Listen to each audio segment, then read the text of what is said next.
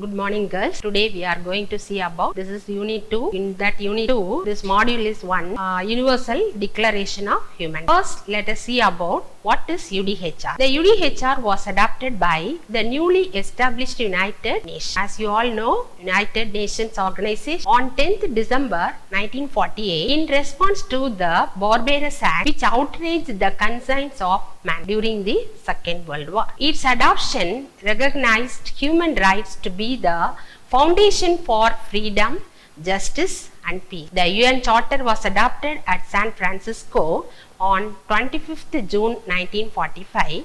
It came into force on October 24th 1945. The term human right was for the first time mentioned only in UN Charter. The main reason for giving much importance for human rights is to save succeeding generations from the scourge of war. Results of Second World War. That is, the Second World War was the most important event that led to the adoption of this UDHR. The heinous crime, untold atrocities committed by the Nazis on the Jews and other races. This is the main reason. And what are the social consequences? The social consequences was the base for UDHR. World War changed the society completely. Birth rates declined because millions of young men died. Among the young men, 8 million died, millions wounded, maimed, widows and orphans. You know the meaning for wounded, that is caused injuries, and maimed, losing their organ, and widows and orphans. Civilians lost their land and fled to other countries. 5 crore death. Among the 5 crore death, 2.8 were civilians. The role of women also changed. These are all the results that led to the adoption of this UDHR. And this is the logo of human rights, the Universal Declaration of Human Rights. Next, human rights. The adoption of this Human Rights Declaration on 10th December 1948 is observed as Human Rights. Every year, this International Human Rights Day is celebrated and had a theme, every human has rights. UDHR. So, the Universal Declaration of Human Rights is a milestone document in the history of human rights. This was drafted by representatives with different legal and cultural backgrounds from all regions of the world. The declaration was proclaimed by the United Nations General Assembly in Paris on December 1948. That is a resolution, General Assembly Resolution 270A. This is a common standard of achievement for all peoples and all nations. It sets out for the first time fundamental human rights to be universally protected, and it has been translated into over 500 languages, and they are all the drafting committee members. Drafting committee of UDHR. Eleanor Roosevelt from USA, she is the lady chairperson of the Commission on Human Rights. The next person, Peng Chong from China, vice chairperson of the Commission on Human Rights. Charles Habib Malik from Lebanon, rapporteur of the Commission on Human Rights. And William Hodgson, Australia, he was a member of the Commission on Human Rights. And Hernan Santa Cruz from Chile, member of the Commission on Human Rights. Then next person, René Cassin from France, he is also the member of the Commission on Human Rights. Alexander E. Bogomolov from USSR, member of the Commission on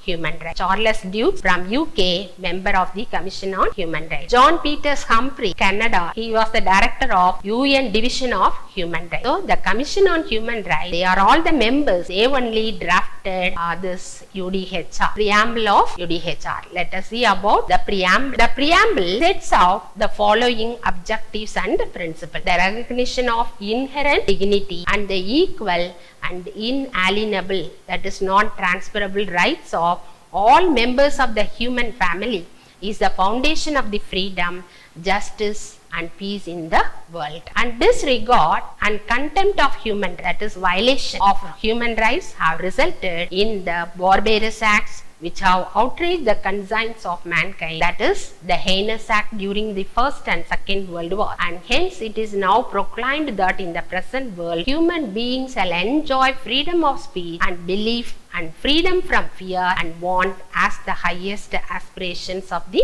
common people. It is essential that human beings should be protected by rule of law, so that man is not compelled, even as a last resort, to have recourse to rebellion against tyranny, oppression. Means that is no violation. And it is essential to promote the development of friendly relation between nations. This is the main thing of United Nations organization. So, to promote the development of friendly relation among the nation. In the UN Charter, the people of United Nations have reaffirmed their faith in fundamental human rights, in the dignity and worth of human culture, in equal rights of men and women, to promote social progress and better standards of life in larger freedom. In cooperation with the United Nations, the member states have pledged themselves to achieve the promotion of universal respect and observation of human rights and fundamental freedom. That is United Nations organization. They proclaimed that this preamble of UDHR in cooperation with the United Nations. For full realization of this pledge, a common understanding of these rights and freedom is of the greatest importance. With a view to achieve the above objectives, the General Assembly proclaims this Universal Declaration of Human Rights as a common standard of achievement for all people and all nations. Women who shaped the declaration. Women delegates from various countries played a key role in getting women's rights included in the declaration. Hansa Mehta of India is widely credited with changing the phrase "all men are born free and equal" to "all human beings are born free and equal" in Article 1 of the Universal Declaration of Human Rights. And this is the picture about the lady who shaped the declaration. Let us see about how many articles in that UDHR. There are 30 articles in that UDHR. Article 1, all human beings are born free and equal in dignity and rights. They are endowed with a reason and a conscience and should act towards one another in a spirit of brotherhood. That is, we are all having the sixth sense. That is the reason, what are right, what are good. We know that aspect. So, in that way, all human beings are born free and equal in dignity and rights. And Article 2 denotes everyone is entitled to all the rights and freedoms set forth in this declaration without any distinction. That is race, color, sex, language, religion, political and other opinion, that is national or social origin, property, birth or other status. Without any distinction, everyone is entitled to all the rights. And furthermore, no distinction shall be made on the basis of political, jurisdictional or international status of the country or territory to which a person belongs, whether it to be independent, trust, non-self-governing or under any other limitation of sovereignty. Article 3, everyone has the right to life, liberty and security of person. This is the civil right. Okay. And Article 4, no one shall be held in slavery or servitude. Slavery and the slave trade shall be prohibited in all other forms. And Article 5, no one shall be subjected to torture or cruel, inhuman or degrading treatment or punishment.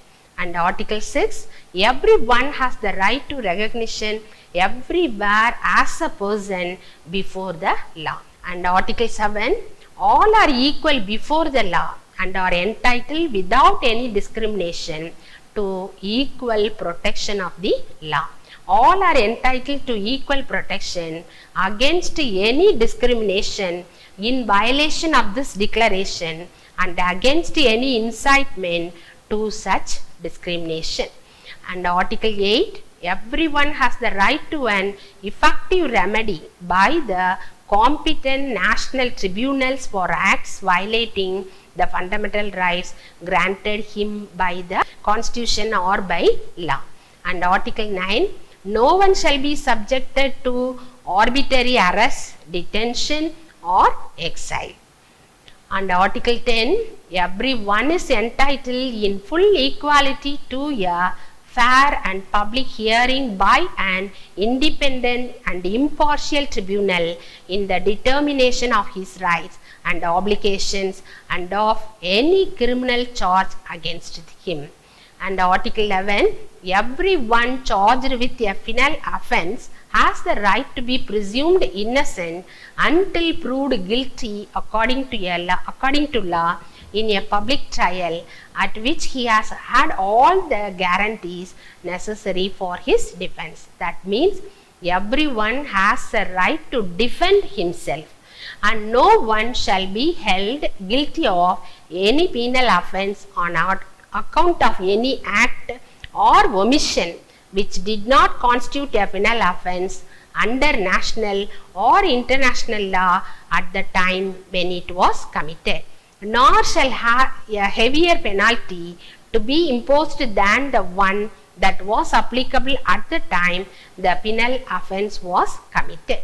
Then Article 12, no one shall be subjected to arbitrary interference with his privacy. That means we should not interfere in another life, another person's life, that is privacy, family, home or correspondence, nor to attack upon his honor and reputation. Everyone has the right to the protection of law against such interference or attacks. Then Article 13, everyone has the right to freedom of movement and residence within the borders of each state. That means we have the right to freedom, we have the right to go anywhere in the part of the country. Everyone has the right to leave any country, including his own, and to return to his country. Then Article 14 denotes everyone has the right to seek and enjoy in other countries asylum from persecution. And this right may not be invoked in the case of prosecutions genuinely arising from non-political crimes or from acts contrary to the purpose and the principles of the United Nations. And then Article 15, everyone has the right to a nationality. No one shall be arbitrarily deprived of his nationality nor denied the right to change his nationality. Then Article 16, men and women of full age without any limitation due to race, nationality or religion have the right to marry and to found a family. They are entitled to equal rights as to marriage, during marriage and its dissolution. Marriage shall be entered into only with the free and full consent of the intending spouses. The family is the natural and fundamental group of society and is entitled to protection by society and the state. That means the society and the state must protect the family. Then Article 17, everyone has the right to own property alone as well as in association with others. No one shall be arbitrarily deprived of his property. And Article 18 assumes everyone has the right to freedom of thought, conscience and religion. This right includes freedom to change his religion. We can follow any religion. We can believe any religion, and the freedom either alone or in community with others and in public or private to manifest his religion or belief in teaching, practice, worship and observance. Article 19, everyone has the right to freedom of opinion and expression. That means Article 18 denotes freedom of thought. You have the right to follow any religion. And Article 19, the right includes freedom to hold opinions. without interference and to seek, receive and impart information and ideas through any media and regardless of frontiers. Then Article 20, everyone has the right to freedom of peaceful assembly and association. No one may be compelled to belong to an association. Then Article 21, everyone has the right to take part in the governance of his country, directly or through freely chosen representative. This is the political right. Everyone has the right to equal access to public service in his country. The will of the people shall be the basis of the authority of the government. This will shall be expressed in periodic and genuine elections. The elections are conducted at the interval of 5 years, which shall be by universal and equal suffrage, and shall be held by secret vote or by equivalent free voting procedures. Article 22, everyone as a member of society has the right to social security and is entitled to realization through national effort and international cooperation and in accordance with the organization and resources of each state of the economic, social and cultural rights indispensable for his dignity and free development of his personality. That is, Article 22 denotes what are all the economic rights, what are all the social rights, and what are all the cultural rights. These rights are essential to maintain, to develop his personality. Then Article 23, everyone has the right to work, to free choice of employment. You can choose any employment, to just and favorable conditions of work, and to protection against unemployment. And everyone without any discrimination has the right to equal pay for equal work. Everyone who works has the right to just and favorable remuneration, ensuring for himself and his family an existence worthy of human dignity and supplemented if necessary by other means of social protection. And everyone has the right to form and to join trade unions for the protection of his interest. And Article 24, everyone has the right to rest and leisure, including reasonable limitation of working hours and periodic holidays with pay. And Article 25 denotes everyone has the right to a standard of living adequate for the health and well-being of himself and of his family, including food, clothing, housing and medical care and necessary social services, and the right to security in the event of unemployment, sickness, disability, widowhood, old age or other lack of livelihood in circumstances beyond his control. That by the Article of 25, they gave the right to a standard of living. In that standard of living means food, clothing, housing, medical care and social services and social disability, sickness, widowhood, old age pension. These are all the rights for the human beings. And other one is motherhood and childhood. They are entitled to special care and assistance. All children, whether born in or out of wedlock, shall enjoy the same social protection. And Article 26, everyone has the right to education. This is the most important right declared by UDHR. Education shall be free, at least in the elementary and fundamental stages. In India also, the right to education, that is right to free and compulsory education up to 14 years. This is practiced in India. Elementary education shall be compulsory. Technical and professional education shall be made generally available, and higher education shall be equally accessible to all on the basis of merit. And education shall be directed to the full development of the human personality and to the strengthening of respect for human rights and fundamental freedom. It shall promote understanding, tolerance and friendship among all nations, racial or religious group, and shall further the activities of the United Nations for the maintenance of peace. Parents have a prior right to choose the kind of education that shall be given to their children. Then Article 27, everyone has the right to freely participate in the cultural life of the community, to enjoy the arts and to share in scientific advancement and its benefits. And everyone has the right to the protection of the moral and material interests resulting from any scientific, literary or artistic production of which he is the author.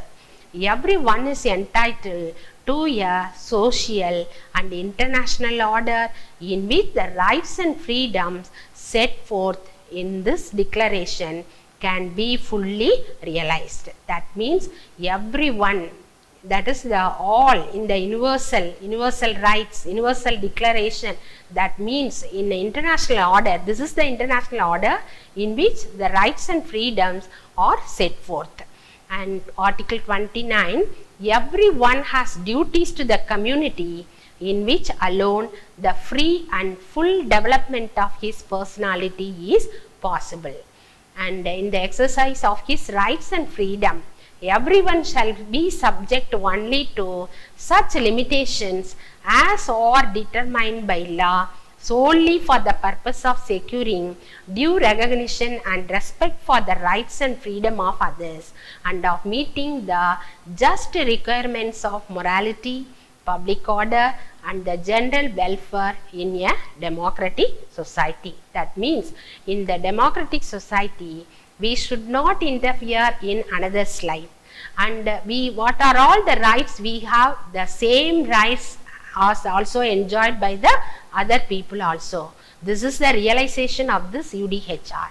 And these rights and freedom may in no case be exercised contrary to the purposes and principles of the United Nations.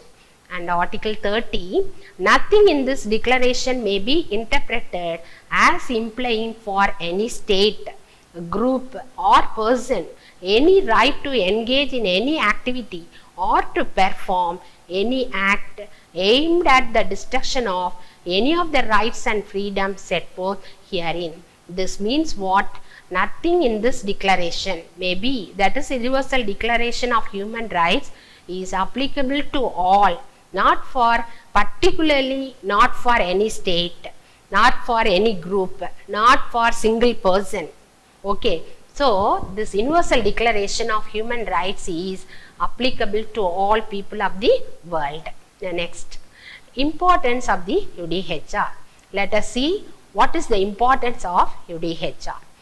As its very name implies, it is universal, not only in its title, but in content too. That is, its contents are what are all the civil rights, what are all the political rights, and what are all the economic rights, cultural rights. So overall, all the content, in its content, all rights are declared by UNO. It enunciates and directs that human rights and fundamental freedom should be available to all human beings on the earth. These rights are beneficial to the people of the whole universe. It acquires its importance in its nature of contents and is revealed in various ways. They are almost all its articles, everyone, with the words everyone or no one or men and women, that is every human being is entitled to enjoy the human rights regardless of citizenship or domicile. Its territorial importance is unbounded. as it speaks about the member states and territories under their jurisdiction. It is applicable to all nations and to each and every individual and every organ of society as well. This declaration connects the human rights and their protection with the maintenance of peace. The United Nations have proclaimed that people all over the world have these rights not because they belong to certain countries or states, but because they are the members of human family. The UDHR sets a new international standard. No doubt, it is one of the greatest achievements of the UNO. Mrs. Roosevelt, that is Eleanor Roosevelt, the chairperson of the Commission of Human Rights and the principal representative of the USA on the third committee, stated that the declaration was the first and foremost a declaration of the basic principles to serve as a common standard for all nations. She also added that it is the international Magna Carta of all mankind. And this is also the logo of human rights.